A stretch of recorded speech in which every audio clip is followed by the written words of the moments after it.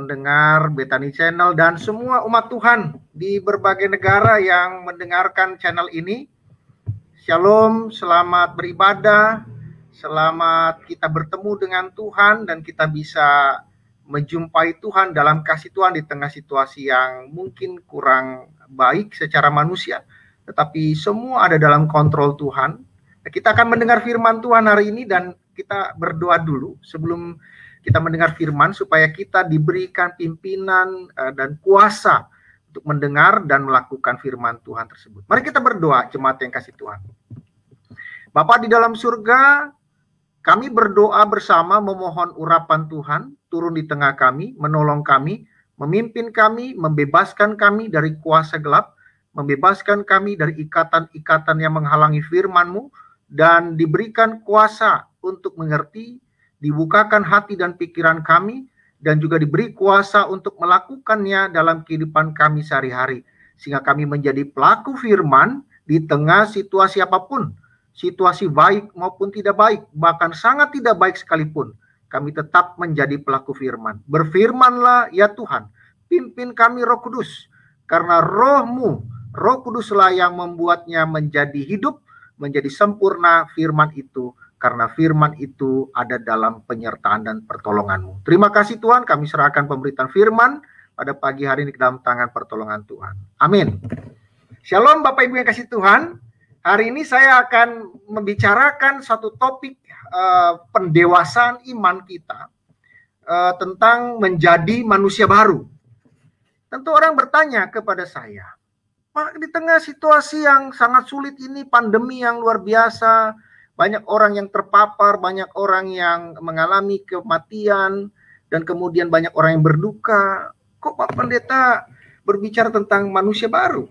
Sepertinya tidak relevan, dan kemudian orang berpikir yang relevan adalah pertolongan Tuhan, mukjizat Tuhan, dan hal-hal yang spektakuler. Justru saya ingin mengatakan kepada saudara dan seluruh umat Tuhan yang mendengar channel ini, bahwa banyak hal atau seringkali persoalan-persoalan di dunia ini diizinkan Tuhan, termasuk pandemi ini. Dan ketika sesuatu diizinkan Tuhan, tentu ada rencana baik Tuhan. Persoalannya adalah, apakah kita tetap bertahan, tetap menjadi anak Tuhan, tetap bersikap sebagai anak Tuhan, tetap menjadi orang yang lahir baru, menjadi manusia baru itu? Itu pertanyaannya. Seringkali ketika semua aman, semua baik, orang bisa bilang berkata, wah aku anak Tuhan, aku akan menyembah Tuhan. Kalau bisa 24 jam satu hari, satu minggu, 7 hari saya ke gereja dan segala macam. Tapi persoalannya adalah ketika diizinkan Tuhan sesuatu yang tidak baik menurut manusia terjadi atas hidup kita atau seluruh umat manusia, tentunya yang kita sebut sekarang pandemi, apakah kita tetap mampu bertahan menjadi anak Tuhan?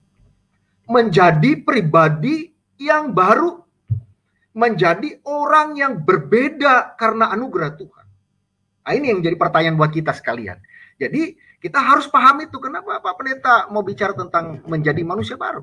Supaya kita mau bertahan, karena ini sesuatu yang diizinkan Tuhan. Tidak mungkin ada sesuatu yang terjadi tanpa seizin Tuhan. Termasuk penderitaan, termasuk sakit penyakit, termasuk pandemi. Itu semua izin Tuhan. Karena Tuhanlah yang mengontrol semuanya. Tuhanlah yang mengatur semuanya. Tidak ada satupun terjadi tanpa seizin Tuhan. Oleh karena itu, tugas kita adalah bertahan dan berserah kepada Tuhan di dalam pertolongan Tuhan dengan tetap menjadi manusia baru. Anak-anak Tuhan tentunya, umat Tuhan. Oke, saya bacakan firman Tuhan yang terambil dari Kolose 3 ayat 10-17 bicara tentang manusia baru. Saya bacakan, demikian firman Tuhan. Dan telah mengenakan manusia baru yang terus-menerus diperbarui untuk memperoleh pengetahuan yang benar menurut gambar kaliknya. Dalam hal ini tiada lagi orang Yunani ataupun Yahudi, orang bersunat ataupun orang tak bersunat, orang barbar ataupun orang skit. Ayat 12. Karena itu tunggu sebentar. Ayat yang ke-12. Karena itu sebagai orang-orang pilihan Allah yang dikuduskan dan dikasihi, kenakanlah belas kasihan, kemurahan, kerendahan hati, kelemah lembutan, dan kesabaran. Ayat 13, sabarlah kamu seorang terhadap yang lain dan ampunilah seorang akan yang lain. Apabila seorang yang lain menaruh dendam terhadap yang lain, sama seperti Tuhan telah mengampuni kamu, kamu perbuat jugalah demikian. Ayat 14, dan di atas semuanya itu kenakanlah kasih sebagai pengikat yang mempersatukan dan menyempurnakan. 15, hendaklah damai sejahtera Kristus memerintah dalam hatimu, karena untuk itulah kamu telah dipanggil menjadi satu tubuh dan bersyukurlah. Ayat 16, hendaklah perkataan Kristus diam dengan segala kekayaannya di antara kamu, sehingga kamu dengan segala hikmat mengajar dan menegur seorang akan yang lain, dan sambil menyanyikan mazmur dan puji-pujian dan nyanyian rohani, kamu mengucap syukur kepada Allah di dalam hatimu. Ayat 17 sebagai penutup, dan segala sesuatu yang kamu lakukan dengan perkataan atau perbuatan, lakukanlah semuanya itu dalam nama Tuhan Yesus, sambil mengucap syukur oleh Dia kepada Allah Bapa kita. Jadi jemaat yang kasih Tuhan, surat Kolose ini tulis oleh Paulus ketika dia di penjara. Jangan bayangkan Paulus sedang senang-senang. Dia sedang di penjara, dia diminta tolong oleh Epapras yang dianggap dan dipercaya sebagai teman sekerja Paulus dan juga seorang yang mendirikan gereja Kolose, satu kota 175 km sebelah Efesus, yaitu ibu kota daripada provinsi Asia. Salah satu bagian provinsi dari Imperium Romawi. Nah, di tengah situasi yang sulit pun, Paulus di tengah penjara, dia tetap menyampaikan nasihat-nasihat. Nasihat-nasihat yang positif dan konstruktif. Dia tidak menjadi orang yang fatalistik, tidak menjadi orang putus asa. Dia tetap memberikan nasihat yang baik. Memang di jemaat Kolose tersebut sedang ada penyusup yang mengajarkan tentang adanya roh-roh jahat, pemerintah-pemerintah, kemudian penguasa-penguasa yang katanya itu yang akan membawa orang-orang akan bertemu dengan Allah begitu. Dan kemudian ada yang mengajarkan lagi di sisi lain tentang perlu sunat, perlu baptis Yahudi dan segala macam perbuatan-perbuatan yang sangat-sangat jasmania, sangat-sangat legalistik, sangat-sangat bersifat aturan Taurat, dan seakan-akan kalau tidak mengerjakan itu orang tidak selamat. Kemudian Epapras menjadi galau dan kemudian disampaikan kepada Paulus. Paulus memberi nasihat itu. Dia mengatakan bahwa roh-roh itu salah, roh-roh itu ilah, bukan Allah. Roh-roh itu jahat, bukan Allah yang baik. Dan dia mengatakan semua sunat-sunat itu juga tidak penting lagi. Kenapa? Karena semua kita sudah disunat dengan sunat Kristus. Itu nanti baca di pasal yang kedua, gitu, bicara tentang luar biasa. Di kemudian pasal ketiga ini ayat yang kita bicarakan. Nah, poinnya begini. Pertama, Paulus mengatakan sebenarnya soal roh-roh itu tidak penting dan itu adalah kepalsuan, kesesatan, bukan roh yang sebenarnya. Dan juga soal aturan-aturan itu tidak penting. Karena yang penting adalah Yesus sudah mati, bangkit, dan itu sudah diberikan kepada kita sebagai anugerah. Saudara dan saya sudah diselamatkan karena anugerah kebangkitan Kristus. Bahkan kematian sudah ditebus oleh Tuhan. Sehingga kita tidak perlu khawatir apapun. Orang berkata memang kalau kita sedang menghadapi kesulitan, sakit penyakit seperti pandemi, ya saya tahu sebagai manusia kita akan merasakan ketakutan dan semua tentu. Oleh karena itu kita perlu saling menguatkan. Salah satu penghiburannya adalah bahwa Tuhan sudah menyediakan hidup yang kekal, apapun yang terjadi di depan. Kadang-kadang ketika ada situasi yang sulit, sakit yang begitu parah, kemudian kita juga sebagai manusia kadang-kadang dan akan sering timbul ketakutan, keputusasaan dan semua. Tetapi Paulus mengatakan yang terpenting adalah Yesus sudah bangkit. Apa maksudnya? Yang terpenting adalah Yesus sudah menyediakan hidup yang kekal. Yesus tidak pernah, atau Allah tidak pernah menjanjikan dalam perjanjian lama juga bahwa hari akan selalu cerah. Yang Tuhan janji adalah Tuhan menolong, Tuhan menjaga, Tuhan memelihara, dan Tuhan menyediakan hidup yang kekal. Begitu. Jadi tidak pernah Tuhan janji kita akan selalu mengalami hal yang baik. Selalu baik secara manusia maksudnya. Tentu hal yang diizinkan Tuhan yang terjadi dalam hidup kita itu baik. Karena Tuhan tahu mana yang terbaik buat kita. Nah, kita kembali ke dalam cerita kita. Persoalannya adalah Paulus mengatakan yang penting adalah Yesus sudah bangkit. Dan kemudian kebangkitan itu dianugerahkan kepada kita secara gratis atau sebuah anugerah. Persoalannya, mau nggak saudara dan saya hidup baru di dalam Tuhan?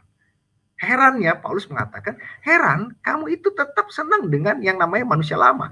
Sehingga di bagian sebelumnya, di pasal 3 ayat 1-9, Paulus menegaskan kamu harus menanggalkan manusia lama. Lucu, kalau Paulus intinya dalam bahasa sekarang begini, lucu ya, dikasih yang baru yang lebih bagus, orang masih suka yang lama. Itu ada timbul tafsiran bahwa yang lama itu menarik. Yang kedua, yang lama itu menimbulkan kecanduan. Atau yang ketiga tafsirannya, yang lama itu tetap membelenggu atau masih membelenggu kita. Sehingga kalau kita masih hidup dalam manusia lama, kemungkinan besar atau hampir dapat dipastikan saudara belum di dalam Kristus. Kalau sudah dalam Kristus, saudara tidak lagi hidup dalam manusia lama tentunya.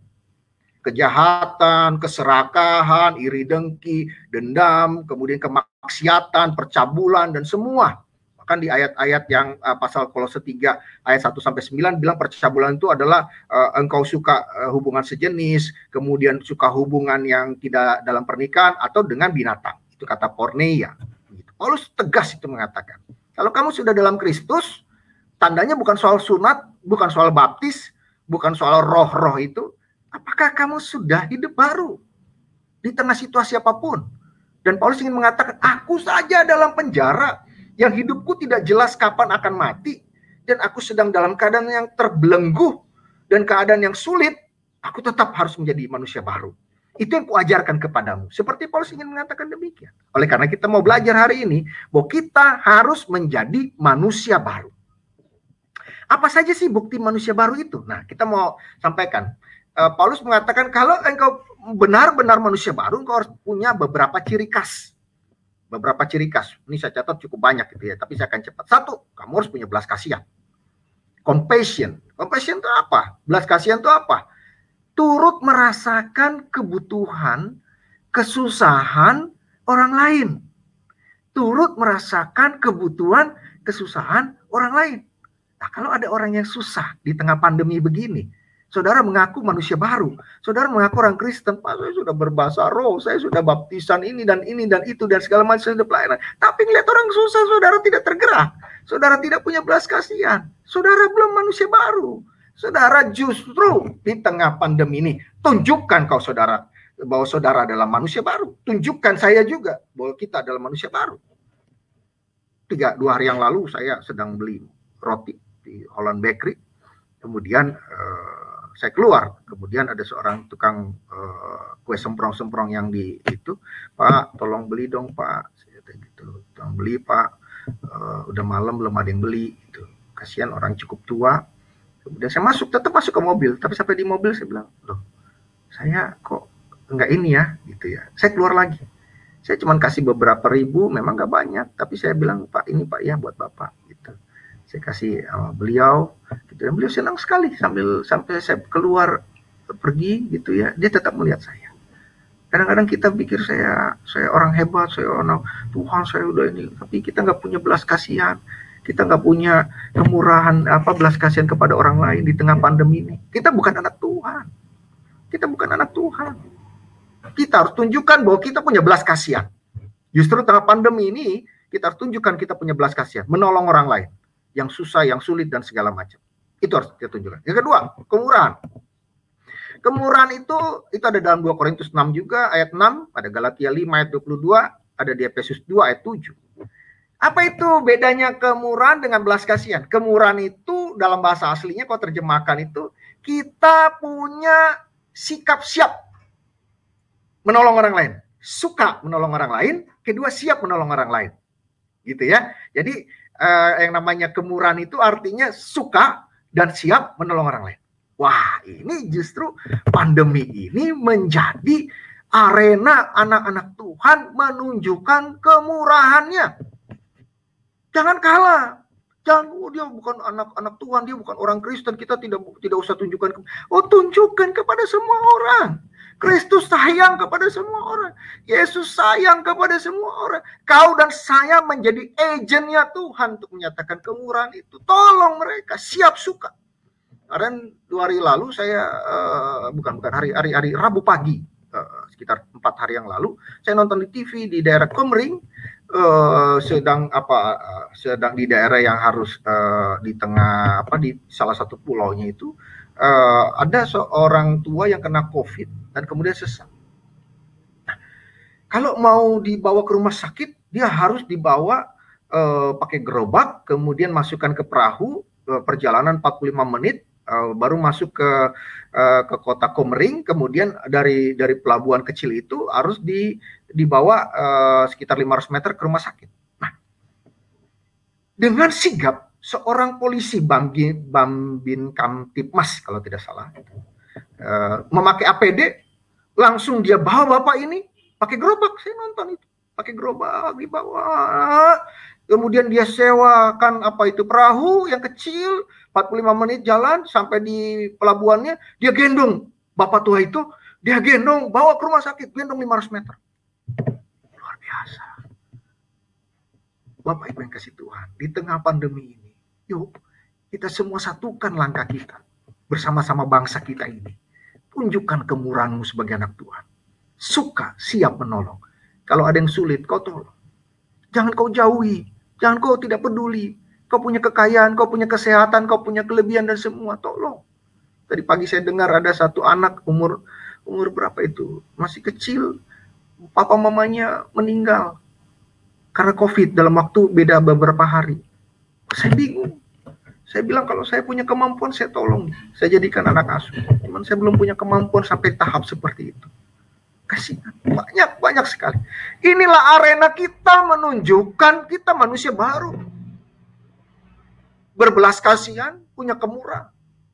Kemudian yang ketiga, ciri khas daripada orang yang menjadi baru atau manusia baru, harus punya kerendahan hati. Kerendahan hati itu bahasa aslinya punya beberapa arti. Satu, kita tahu bahwa kita sama ciptaan Tuhan. Kedua, kita tahu kita sama-sama berdosa dan pendosa.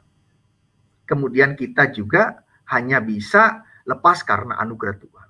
Kemudian yang ketiga, kita adalah, walaupun kita sudah selamatkan, kita tetap anak-anak Tuhan. Tidak lebih dari hamba Tuhan, anak-anak Tuhan. Karena itu kita tidak sombong. Kita tetap tidak memandang orang lain itu lebih rendah, lebih lemah, lebih jorok, lebih hina. Tidak. Anak Tuhan harus betul-betul humble, rendah hati.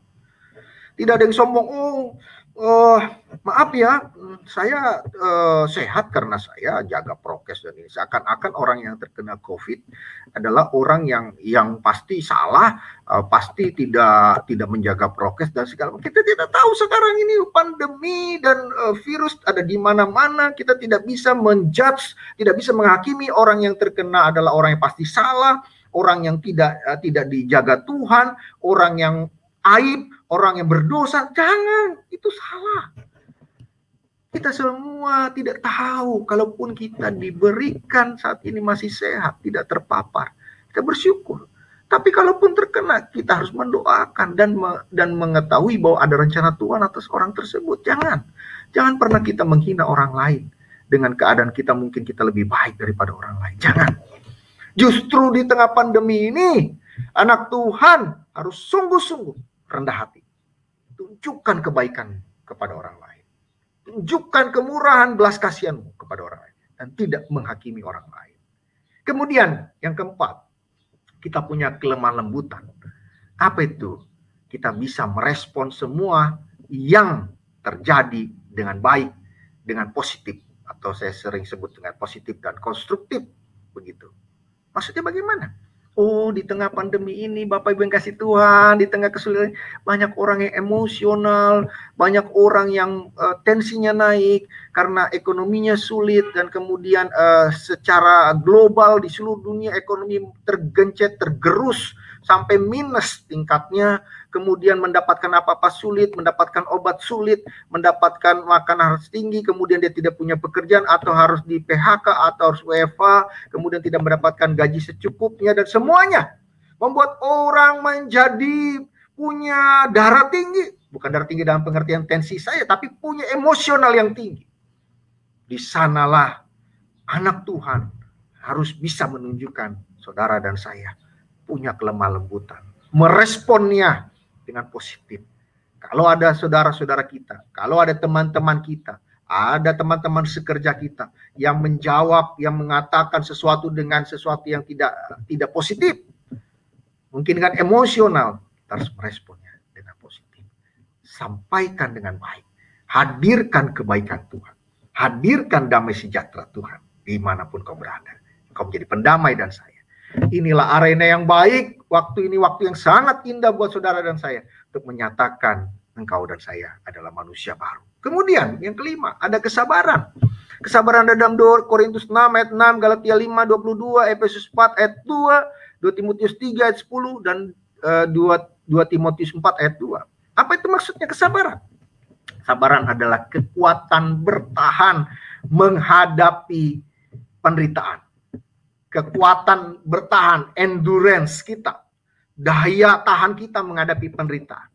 Saudara boleh bilang, Yesus engkau baik, engkau sayang kepadaku, engkau maha melimpah, Jehovah Jireh, Jehovah Rafa dan semua. Tapi ketika ada masalah seperti sekarang ini, mampukah engkau tetap berkata demikian dan berkata, Yesus engkau baik. Engkau tetap bertahan, tabah, kalau bahasa Indonesia yang lebih baiknya itu, tabah menghadapi semuanya. Tidak mengumpati Tuhan, tidak menghina Tuhan, tidak menghakimi Tuhan, tidak menyalahkan Tuhan dengan penderitaan yang ada sekarang ini. Kau tabah, engkau manusia baru. Kalau kau tidak tabah, engkau belum manusia baru. Engkau harus kembali bertobat dan minta pertolongan anugerah Tuhan. Engkau harus tabah, punya kesabaran di dalam Tuhan. Kemudian ada lagi kata sabar, ciri khas. Pak, bedanya apa Pak? Tadi kesabaran, sabar. Memang dalam bahasa Indonesia, dalam LAI, Alkitab LAI, setelah kata ciri khas kesabaran, ciri khas berikutnya sabar. Lucu juga, bedanya apa sih Pak? Kesabaran, sabar tadi, gitu ya. Jadi kalau yang kelima itu kesabaran, yang keenam itu sabar. Begini, kalau yang tadi kesabaran artinya bertahan menghadapi penderitaan. Sedangkan kata sabar dalam bahasa aslinya itu, kalau diterjemahkan adalah kita tetap bertahan, komitmen untuk tetap bekerja sama di situasi apapun. Kalau tadi menghadapi penderitaan, kalau ini konteksnya penekanan kepada tetap bersinergi, tetap bekerja sama. Jadi begini maksud saya, contoh. Di tengah situasi yang sekarang ini, jangan kita terpecah. Kita harus sabar. Sabar dan tetap berkomitmen untuk bekerja sama. Semua komponen bangsa. Apapun agamanya, apapun ekonominya, apapun tingkat pendidikan. Yuk kita bersama-sama. Jangan yang satu memecah yang lain, satu menghina yang lain, satu menyinyir yang lain. Enggak, ini bukan saat yang baik. Dan khususnya kepada kita anak Tuhan, kita sabar. Sabar dalam bahasa aslinya beda dengan kesabaran tadi. Sabar untuk tetap bekerja sama, berkomitmen sampai selesai kehidupan kita di dunia ini untuk bekerja sama mendatangkan kebaikan buat semua orang yang lain. Itu ya. Jadi itu penting. Kemudian yang berikutnya ciri khas manusia. Ini yang ketujuh adalah mau mengampuni dan tidak dendam. Mau mengampuni dan tidak dendam. Gitu. Jadi yang ketujuh, mau mengampuni dan tidak dendam. Kadang-kadang kita ini sudah tidak punya kesabaran lagi di tengah situasi begini, gitu ya. Saya pernah berkhotbah itu mengatakan, biasanya orang bilang kalau mengampuni itu kalau 3 kali aja, 1 kali awas ya, 2 kali lihat nih, 3 kali, kalau sampai 3 kali saya tidak akan mengampuni, gitu ya. Bukannya tidak mengampuni, jadi dendam juga, begitu ya. Nah, misalnya kita minta tolong, aduh aku nih pekerjaanku lagi ini nih kacau di kantor nih karena situasi WFH atau kacau ekonomi, tolonglah bisa nggak bantu aku begini. Maaf ya, aku nggak bisa tolong kamu. Kemudian kita minta tolong lagi, maaf ya, lu punya kesulitan, ya derita lu aja lah. Ini kita minta tolong lagi, lu punya harga diri dong, minta tolong. Ya kalau lu susah ya susah sendirilah, berjuang sendiri. Wah udah 3 kali begitu, kita tidak ampuni. Oh saya benci sama itu, bahkan dendam. Kemudian bahkan kadang-kadang kalau saking dendamnya kita ajarkan kepada anak kita dendam itu ya bapak itu keluarga itu sampai mati jangan kalian dekatin mereka. Wah ini luar biasa. Jadi kadang-kadang saudara dan saya mengaku anak Tuhan penuh roh dan mengatakan saya penuh dengan karunia-karunia juga, bergerak dalam karunia-karunia juga. Oh tidak. Itu bukan tanda yang ini. Gitu ya, ingat baik-baik gitu. Karena Tuhan bilang, oh saya tidak kenal kamu. Saya sudah menyembuhkan Tuhan, saya sudah membangkitkan orang mati. Sorry, saya tidak kenal kamu. Tetapi kalau kau sudah melakukan apa yang kuperintahkan, apa itu? Kasihilah Tuhan Allahmu dengan segenap hati dan pikiranmu, dan kasihlah sesamamu sebagaimana engkau mengasihi dirimu sendiri. Ingat itu. Bagaimana engkau mau membenci orang lain kalau engkau tidak bisa membenci diri? Kalau kau tidak bisa benci dirimu, kau tidak boleh membenci orang lain. Tidak boleh dendam, harus mengampuni. Kemudian yang kedelapan, engkau harus mengenakan kasih sebagai pengikat yang mempersatukan. Kasih yang sebagai pengikat yang mempersatukan dan menyempurnakan. Kita harus, yang kedelapan ya, kita untuk mengenakan kasih dan pengikat yang mempersatukan dan menyempurnakan. Jadi kita harus itu. Harus tunjukkan kasih di tengah situasi apapun.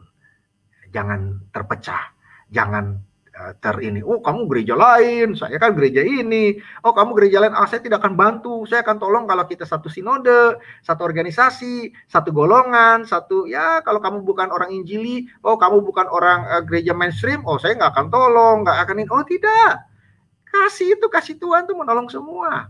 Ayo kita ikat itu sebagai yang mempersatukan. Ayo bersama-sama berderap langkah di dalam kebaikan. Ayo, jangan terpecah-pecah oleh segala hal yang tidak baik itu. Kita harus di dalam Tuhan, harus bersama-sama, bersatu dan menyempurnakan semuanya. Apapun kita tolong, siapapun kita tolong, kasih Tuhan itu, tunjukkan Tuhan itu baik, tunjukkan Tuhan itu penuh kasih. Kalau ada yang perlu dikasih, kita kasih sebisa kita. Gitu. Jadi kemarin saja saya kesulitan mencari vitamin. Hampir 2 minggu saya cari vitamin, tidak ada, vitamin D tidak ada, vitamin C sangat sulit, gitu ya. Tiba-tiba ada dari gereja lain, saudara yang dari gereja lain menolong, dia kirim, begitu. Jadi dia nggak tanya saya gereja mana dan ini, nggak, tolong saja. Bahkan kalaupun perlu ditolong, ya kita tolong. Kemudian ada juga orang yang cukup jauh telepon saya, dia bilang saya butuh ini. Obat ini, vitamin D, dan juga ada suplemen. Saya tidak dapat vitamin D-nya, saya dapat suplemennya, saya kirim. Kemudian dia tanya, Pak, saya bayar ini berapa? Oh tidak perlu, nggak perlu. Saya bilang, kita saling tolong menolong di sini. Kita harus kasih itu, mengikat, mempersatukan siapapun kita, sebisa kita. Begitu, kita tolong sebisa kita, semampu kita, seberapapun kita mampunya, kita tolong. Begitu. Jadi di tengah situasi yang kurang baik ini justru arena yang baik untuk menunjukkan kasih Tuhan. Kita harus saling mengikat. Bangsa ini harus bersatu. Bangsa ini harus terikat dalam kasih. Satu sama lain saling mengasihi. Siapapun kita bisa tolong dan kita menolong. Begitu. Jadi kemarin ada beberapa bulan lalu kami ada pembagian masker dan saya bilang kasih kepada masyarakat juga. Kalau masyarakat di daerah itu yang mungkin tidak di gereja, kita kasih masker supaya mereka juga merasakan kebaikan Tuhan juga. Tidak usah terlalu embel-embel dari gereja ini, dari Tuhan Yesus, dari itu, tidak usah. Tunjukkan saja kebaikan itu. Biar roh Tuhan yang bekerja. Kira-kira demikian. Kemudian ada juga tanda yang berikutnya adalah ada damai sejahtera. Ya. Jadi kalau kita tetap damai, tenang di tengah situasi apapun, gitu ya, tidak emosional, tidak marah-marah, tidak benci orang, ini segala macam. Yang 9 tuh ya, damai sejahtera, itu tanda orang sudah lahir baru. Kemudian yang ke-10 ada perkataan Kristus. Begitu, perkataan Kristus memerintah dalam hidup kita. Wah, ini susah. Jadi gini maksudnya. Paulus bilang gini, dalam situasi apapun, kalau manusia baru, yang ke-10 ya, perkataan Kristus itu adalah ucapanmu itu tentang Kristus, tentang kebaikan Kristus, tentang Yesus juru selamat, tentang Yesus adalah Allah yang baik, Allah yang penuh kasih, Allah yang ingin orang lain datang kepada Tuhan, dan juga Allah yang bukan yang sombong, bukan Allah yang jahat, dan semuanya itu maksudnya. Wah, susah ini. Susah. Gitu ya. Kalau saya nonton di TV, sekarang TV penuh dengan kemarahan, kebencian, ya memang di tengah tekanan semuanya, marah sana marah sini dari pihak golongan ini, kami kan tidak punya uang. Ya betul juga, saya merasakan juga, tapi situasi memang sulit ya. Bagaimana saya juga kadang-kadang mikir bagaimana ini dan bagaimana, tapi tetaplah kita sebagai anak Tuhan tetap mengucapkan kata-kata Kristus. Memang ada yang mengajarkan berkata-kata positif, tapi kata-kata positif itu bukan kata-kata Kristus. Karena yang positif kadang-kadang kata-kata motivator doang yang tidak bernilai kekal. Yang dimaksud Paulus di sini bukan kata-kata positif, begitu ya. Bukan juga kata positive thinking, bukan. Ini perkataan Kristus adalah ucapkan bahwa Yesus itu baik, Yesus itu penolong, Bagi Tuhan tidak ada yang mustahil. Tuhan bisa menolongmu, tunjukkan kebaikanmu, orang akan melihat siapa Kristus. Begitu maksud saya. Jadi perkataan Kristus bukan kata-kata positif, bukan positive thinking. Kadang-kadang orang sulit membedakan. Kadang-kadang perkataan positif atau positive thinking masuk ke gereja. Dia tidak tahu itu bukan perkataan Kristus. Perkataan Kristus itu bernilai kekal. Pasti positif. Tapi kekal. Tapi kata-kata positif belum tentu kekal. Begitu. Belum tentu kekal. Tapi kata-kata Kristus pasti kekal dan pasti positif. Begitu ya. Saya mau sampaikan ini supaya kita bedakan antara positive thinking dan segala macam dengan perkataan Kristus, beda itu. Ya, perkataan Kristus ada tentang Kristus baik, Kristus penyelamat. Bagi Tuhan tidak ada yang mustahil. Tuhan mampu menjawab persoalanmu. Dia adalah problem solver, dia adalah solusi buat kita semua. Dia adalah juru selamat kita, dia penyedia hidup kekal kita, dan ada jaminan itu. Itu perkataan Kristus. Kemudian kerjakan semua itu di ciri khas yang berikutnya 11. Kerjakan semua itu dalam nama Tuhan Yesus dan mengucap syukur dalam Tuhan. Jadi ini juga berat. Apakah kita bisa mengucap syukur dalam segala hal? Filipi jelas mengatakan mengucap syukurlah. Sekali lagi kukatakan mengucap syukurlah dalam segala hal. Kerjakan semua dalam nama Tuhan Yesus dan mengucap syukur. Susah. Susah sekali. Dan kemudian tadi dikatakan bahwa saya bacakan ya ayat-ayat yang terakhir. Dan segala sesuatu yang kamu lakukan ayat 17. Dengan perkataan atau perbuatan lakukan semua itu dalam nama Tuhan Yesus sambil mengucap syukur oleh Dia. Wah, ayat 16-nya, saya ulang ayat 16-nya. Hendaklah perkataan Kristus diam dengan segala kekayaan di antara kamu, sehingga kamu dengan segala hikmat mengajar dan menegur seorang akan yang lain sambil menyanyikan mazmur, pujian dan nyanyian rohani. Kamu mengucap syukur kepada Allah di dalam hatimu. Aduh Tuhan, ini susah sekali di tengah mungkin saudara kita sakit, siapapun sakit, dan kemudian mungkin ada yang meninggal. Apakah kita mampu mengucap syukur? Apalagi kita bermazmur, menyanyikan puji-pujian rohani kepada Allah. Ini perjuangan iman yang luar biasa. Hai umat Tuhan, maju terus. Tuhan yang memampukanmu, bukan saya. Bukan saya, bukan hamba Tuhan. Tidak, Tuhan yang memampukanmu. Di tengah situasi apapun, engkau akan maju terus di dalam Tuhan. Hendaklah engkau selalu percaya kepada Tuhan.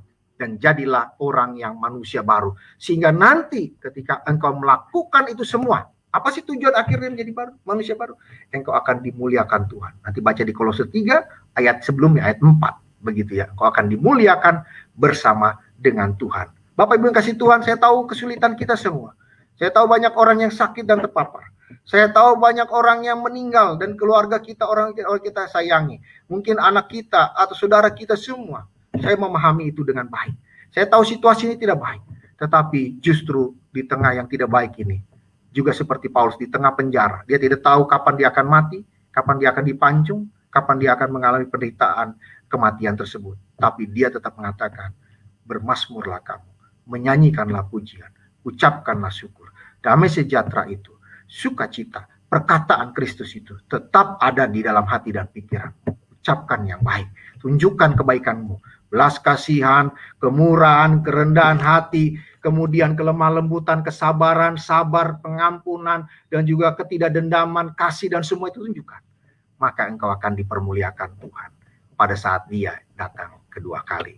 Hidup kekal ada dalam tangan Tuhan. Dan engkau pemilik hidup kekal jika engkau menjadi manusia baru. Siapa yang bisa menjaminnya? Tuhan. Siapa yang bisa memampukan kau mengerjakan menjadi manusia baru? Tuhan. Saya tidak bisa. Tapi sampaikanlah kasih Tuhan itu. Sampaikanlah ucapan syukur kepada Tuhan itu. Dan sampaikanlah kepada seluruh umat manusia lainnya. Baik umat Tuhan ataupun tidak. Kita sampaikan kasih Tuhan, kemurahan, kebaikan, kelemah lembutan tadi, kesabaran, dan juga semua itu yang tadi sebagai ciri khas orang baik. Ada orang berkata, Pak, saya ada 3 daripada yang 11 tadi, Pak. Oh, nggak bisa. Paulus bilang itu semua harus ada. Harus ada. Jadi nggak ada saya tidak baca satupun bahwa kita boleh hanya ada 3 atau 2 atau 1 daripada 11 yang tadi. Ciri-ciri khas manusia baru. Tidak. Semua kita harus punya itu. Memang kadarnya bisa berbeda. Yang satu mungkin lemah lembutnya lebih besar daripada kesabarannya, begitu. Yang satu orang yang lain kesabarannya lebih menonjol daripada kelemah lembutannya. Tapi semuanya harus kita punya. Bagaimana? Minta anugerah Tuhan, minta pertolongan Tuhan dan rahmat Tuhan. Mari kita jadikan situasi yang kurang baik ini sebagai tempat kita menyatakan kebaikan Tuhan, menyatakan kita sebagai manusia baru, dan kerjakan itu. Tuhan tidak pernah janji bahwa setiap hari pasti cerah. Yang Tuhan janji, Dia memimpin hidupmu dan hidupku. Tuhan janji, hidup kekal sudah Tuhan sediakan. Percayalah, kuatlah, teguhlah, berdirilah kokoh, tetap percaya kepada Tuhan, sampaikan kasih Tuhan tadi, dan sampaikan kebaikan-kebaikan itu kepada semua orang. Dan sehingga orang bisa melihat umat Tuhan adalah umat pemenang, umat yang luar biasa, umat yang bertahan di tengah situasi apapun, bahkan pandemi yang luar biasa, tetap menjadi orang baik dan berkenan kepada Tuhan dan kepada manusia.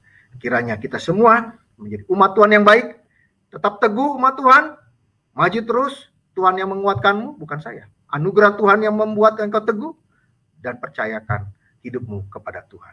Hidup kekal sudah Tuhan sediakan. Walaupun Tuhan tidak menjanjikan setiap hari pasti cerah, tapi Tuhan janji hidup kekal dan pertolongan pemeliharaan Tuhan menyertaimu dan menyertaiku. Mari kita berdoa buat firman Tuhan, dan kita akan juga berdoa siapa, dan kita juga akan menerima berkat Tuhan. Mari Bapak Ibu kasih Tuhan, mari kita berdoa. Bapak Ibu kasih Tuhan, mari kita berdoa. Tuhan, kami bersyukur buat hari ini atas firman yang Tuhan sudah berikan kepada kami. Jadikan kami orang yang tetap menjadi manusia baru, mempertunjukkan kebaikan-kebaikan Tuhan di tengah situasi yang sedang sulit saat ini. Kiranya umat Tuhan, umat Betani Sunter, Betani Jakarta, Betani Channel, dan seluruh umat Tuhan di seluruh dunia, dan juga seluruh manusia yang ada di tengah dunia yang sedang mengalami kesulitan apapun karena pandemi yang multidimensi ini, Tuhan menolongnya. Bagi keluarga-keluarga yang mengalami sakit, Tuhan sembuhkan. Bagi orang yang mengalami ditinggal orang-orang dikasih orang tua atau anak atau siapapun karena COVID atau apa yang lain, Tuhan menolong dan menguatkan. Tuhan kasihani mereka. Bapak, tak lupa kami berdoa syafaat kepada Engkau. Kami membawa bangsa kami kepada Engkau. Tolong bangsa kami ya Tuhan. Berkati Pak Jokowi, Bapak Ma'ruf Amin, dan seluruh staf jajarannya, para menteri, kabinet, para wakil rakyat semua, dan juga Satgas COVID yang berdiri di depan, tenaga-tenaga kesehatan, juga para medis dan semua. Tuhan beri kekuatan mereka untuk mengkoordinasikan penanganan COVID, sehingga kasus COVID positif konfirmasi semakin hari semakin menurun, tingkat kematian menurun, dan kemudian tingkat kesembuhan meningkat, dan juga semua kebaikan-kebaikan Tuhan terjadi atas bangsa kami. Dan juga semua penyaluran-penyaluran bantuan-bantuan untuk menolong masyarakat di pedesaan, di pelosok, ataupun dimanapun di perkotaan yang mengalami kesulitan, dari pemerintah ataupun dari orang-orang yang berbelas kasihan kepada orang yang lain, Tuhan menolongnya sehingga dapat terjadi kesatuan sikap tindakan dari semua bangsa kami. Tuhan jauhkan dari semuanya itu. Tuhan kuatkan dan teguhkan tenaga kesehatan yang ada di baris depan, garda terdepan di dalam penanganan COVID. Tuhan menolongnya. Tuhan tolong juga penanganan ekonomi agar tidak lumpuh ekonomi bangsa kami, agar bangsa kami tetap bisa berjalan dengan baik di tengah situasi ini. Karena kalau ekonomi kami rusak, lumpuh, maka juga akan menimbulkan kesengsaraan dan penderitaan. Tuhan kasihani juga umat-Mu dimanapun berada. Hamba-hamba Tuhan yang melayani di pelosok-pelosok, yang mungkin juga punya resiko terpapar Tuhan. Tuhan menolongnya. Juga mengalami bahaya apapun, umat kami dimanapun Tuhan menolongnya. Kiranya Tuhan mengasihani bangsa kami, mengasihani umat-Mu, mengasihani semua umat di dunia ini. Lalukanlah kami dari semua mara bahaya ini. Jagailah kami Tuhan, karena kami juga umat Tuhan. Jemaat yang kasih Tuhan, arahkan hati dan pikiranmu kepada Tuhan. Kita sudah sampai di penghujung ibadah kita. Kiranya berkat dari Allah Bapa, kasih karunia di dalam Tuhan kita Yesus Kristus, dan pertolongan di dalam Roh Kudus menyertai kita dari sekarang sampai selama-lamanya. Dan berkat ini cukup untuk menolongmu hidup di dalam kecukupan. Dan berkat ini cukup membawamu terpelihara dalam hidupmu sampai engkau bertemu dengan Tuhan. Dan berkat ini cukup juga menjaga imanmu untuk tetap berdiri teguh sebagai manusia baru sampai engkau bertemu dengan Tuhan dan sampai kita semua bertemu dengan Tuhan. Kiranya damai sejahtera Tuhan yang melampaui segala akal itu beserta kita. Dalam nama Yesus kami berdoa, menyerahkan semua doa kami ke dalam tangan pertolongan Tuhan. Amin.